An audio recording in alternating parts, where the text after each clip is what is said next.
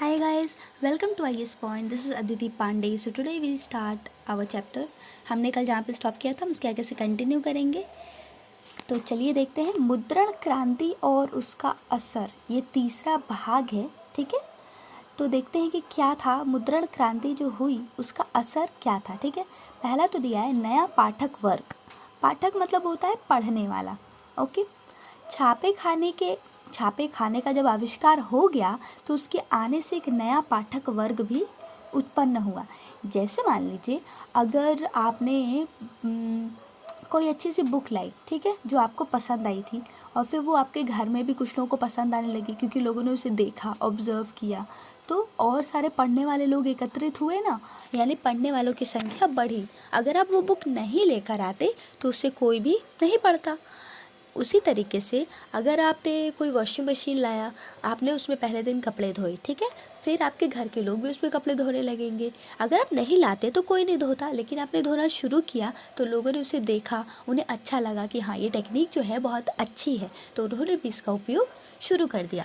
उसी तरीके से जब छापे खाने का आविष्कार हो गया तो मार्केट में लोगों को बुक्स दिखने लगी, तो लोग उसके प्रति इंटरेक्ट होने लगे, अट्रैक्ट होने लगे. तो उन्होंने भी कई सारे पाठक वर्ग उत्पन्न हुए, यानी लोगों के मन में पढ़ने की जो प्रेरणा है वो और भी ज़्यादा बढ़ गई, ठीक है. किताबों की हर प्रति के उत्पादन में जो वक्त और श्रम लगता था वह काफ़ी कम हो गया था, क्योंकि नई टेक्निक थी तो पहले से जो वक्त था वो थोड़ा कम लगता था और बड़ी तादाद में प्रतियां छापना भी काफ़ी ज़्यादा आसान हो गया था. यानी कि थोड़े कम समय में बहुत ज़्यादा प्रोडक्शन पॉसिबल हो पाई थी, बहुत ज़्यादा उत्पन्न होने लगे थे, यानी उत्पादकता जो क्षमता थी वो बढ़ गई थी. बाजार जो था वो किताबों से पट गया, पाठक वर्ग भी वृहत्तर होता गया. किताबों तक पहुंच आसान होने से पढ़ने की एक नई संस्कृति भी विकसित हुई. जब हमें कोई चीज़ आसानी से नहीं मिलती है ना, उसके बाद भी अगर हम कंटिन्यू करें तो हम बहुत ही मेहनती और स्ट्रेंथ वाले कहलाते हैं, ठीक है.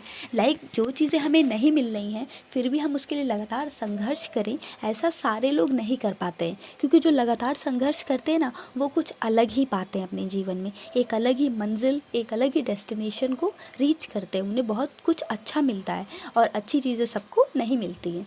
तो इसीलिए पहले क्या था, बुक्स नहीं मिलती थी और नहीं मिलती थी तो बहुत कम लोग थे जो पढ़ते थे, जो संघर्ष कर सकते थे वही पढ़ते थे.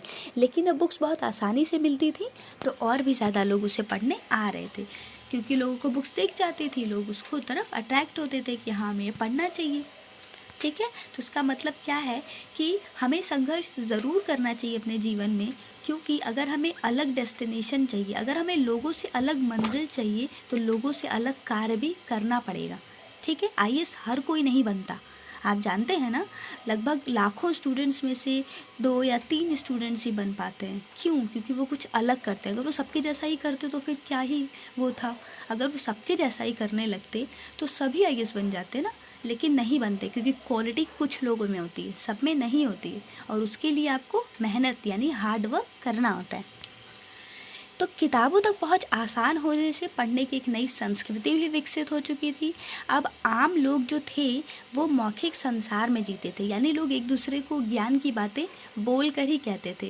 लाइक कहते हैं ना, बहुत से जो पुराने वेद और पुराण हैं वो एक पीढ़ी से दूसरे पीढ़ी में कहानी रूप में बोलकर स्थानांतरित किए गए हैं.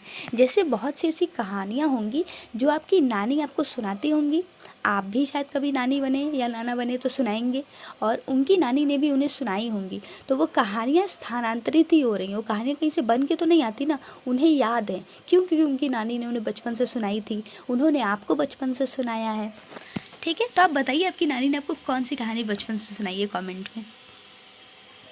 तो किताबों तक जब पहुंच आसान हुई तो लोग जो मौखिक संसार में जीते थे अब वे धार्मिक किताबों का मतलब धार्मिक जो किताबें थी जैसे रामायण, भागवत पुराण, इन सारी किताबों को वाचन सुनते थे. वाचन मतलब पढ़ के बोलना, ठीक है.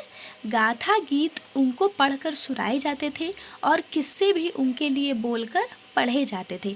ज्ञान का मौखिक लेन देन ही होता था। लोग बाग समूह में दास्तान सुनते या कोई आयोजन देखते आए थे। आप 8वें अध्याय में देखेंगे कि तन्हाई में खामोशी से पढ़ने के आदी नहीं थे। छपाई क्रांति के पहले किताबें न केवल महंगी थी बल्कि अपर्याप्त मात्रा में थी।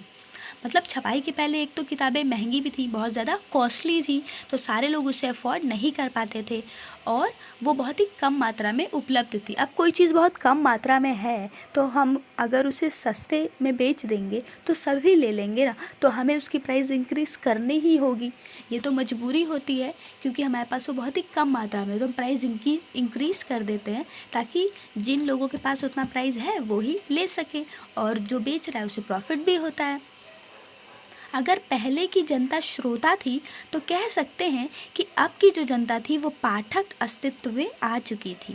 पहले की वो जनता जो सुनती थी अब वो पढ़ने की शौकीन हो गई थी। ठीक है, पढ़ना मतलब लिखा हुआ पढ़ना और सुनना मतलब बोला हुआ। लेकिन यह संक्रमण सरल नहीं था। किताबें सिर्फ साक्षर ही पढ़ सकते थे। सिंपल सी बात है कि किताबें कौन पढ़ेगा? जिसने कभी पढ़ा हो, जिसने पढ़ा लिखा हो, जिसे ज्ञान हो कि हाँ ये शब्द ये मिलके बनते हैं, तो वही समझ सकते हैं ना। और यूरोप में अधिकांश देशों में 20वीं सदी तक साक्षरता की जो दर थी वो काफ़ी ज़्यादा सीमित थी। प्रकाशकों के लिए यह सवाल था कि लोगों में छपी किताब के प्रति दिलचस्पी को कैसे जगाया जाए।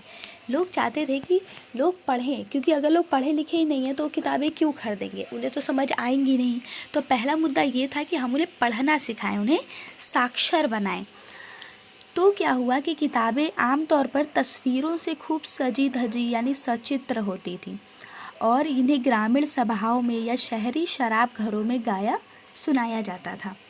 इस तरह मौखिक संस्कृति मुद्रित संस्कृति में दाखिल हुई और छपी सामग्री मौखिक अंदाज में प्रसारित हुई। मौखिक और मुद्रित संस्कृतियों के बीच की विभाजक रेखा धुंधली पड़ गई है। श्रोता और पाठक वर्ग जो थे वो एक दूसरे से मिल गए हैं। धार्मिक विवाद और प्रिंट का डर। तो अब देखिए, छापे खाक प्रचार प्रसार और बहस मुबाहिसे के द्वार खुले। स्थापित सत्ता के विचारों से असहमत होने वाले लोग भी अब अपने विचारों को छाप कर उन्हें फैला सकते थे। चूँकि अब छापने की जो क्रिया थी वो काफ़ी ज़्यादा आसान हो गई थी, तो जिन लोगों के विचार अलग थे, जो लोग असहमत होते थे, वो अपने विचारों को छापकर फैला सकते थे। छपे हुए संदेश के जरिए ही लोगों को अलग अलग ढंग से सोचने के लिए मना सकते थे या कोई कार्यवाही करने के लिए प्रेरित कर सकते थे। जाहिर ये है कि इस बात का जीवन के कई क्षेत्रों में भी गंभीर महत्व था। हर कोई मुद्रित किताब को लेकर खुश नहीं था। जिन्होंने भी इसका स्वागत किया उनके मन में इसको लेकर कई सारे डर थे। कौन से थे?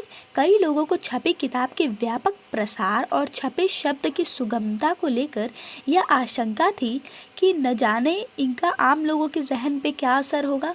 डर ये था कि अगर छपे हुए और पढ़े जा रहे पर कोई नियंत्रण न होगा तो लोगों में अधार्मिक विचार पनपने लगेंगे। अगर ऐसा हुआ तो मूल्यवान साहित्य की सत्ता ही नष्ट हो जाएगी। धर्मगुरु और सम्राट तथा कई लेखक एवं कलाकार व्यक्त की गई चिंता नवमुद्रित और नव प्रसारित साहित्य की व्यापक आलोचना का आधार बनी। देखिए, चीज़ कोई भी हो, फैसला कोई भी हो, चाहे सही हो या चाहे गलत हो, उसके प्रॉज एंड कॉन्स होते हैं और उसके विरोधी और समर्थक भी होते हैं। ठीक है, ऐसी कोई चीज़ आज तक दुनिया में नहीं बनी है जिसे किसी ने क्रिटिसाइज़ न किया हो। हर किसी को लोग क्रिटिसाइज़ करते हैं, भगवान को भी करते हैं। ठीक है, तो इसी तरीके से जब मुद्रित प्रणाली बनी तो लोगों का कहना था, जो धर्म गुरु थे, कि हम तो बोलकर चीज़ों को एक जनरेशन से दूसरे जनरेशन में ट्रांसपोर्ट करते थे, अब हम ये कार्य कैसे करेंगे? तो वो जो कला है वो तो पूरी तरीके से समाप्त हो जाएगी, क्योंकि अब लोग छपाई पे बिलीव करने लगे हैं।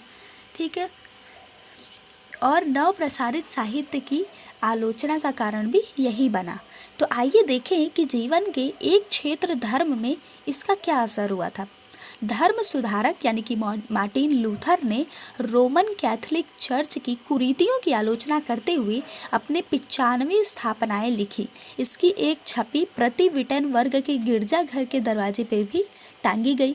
इसमें लूथर ने एक चुनौती दी थी कि जल्द ही लूथर के लेख बड़ी तादाद में छपे और पढ़े जाने लगे। इसके नतीजे में चर्च में विभाजन हो गया और प्रोटेस्टेंट धर्म सुधार की शुरुआत हुई। कुछ ही हफ्तों में न्यू टेस्टामेंट के लूथर ने तर्जुमे या अनुवाद की 5000 प्रतियां बिक गईं और 3 महीने के अंदर दूसरा संस्करण भी निकालना पड़ा। प्रिंट के प्रति तहे दिल से कृतज्ञ लूथर ने कहा, मुद्रण ईश्वर की दी हुई एक महानतम देन है, सबसे बड़ा तोहफा है ये।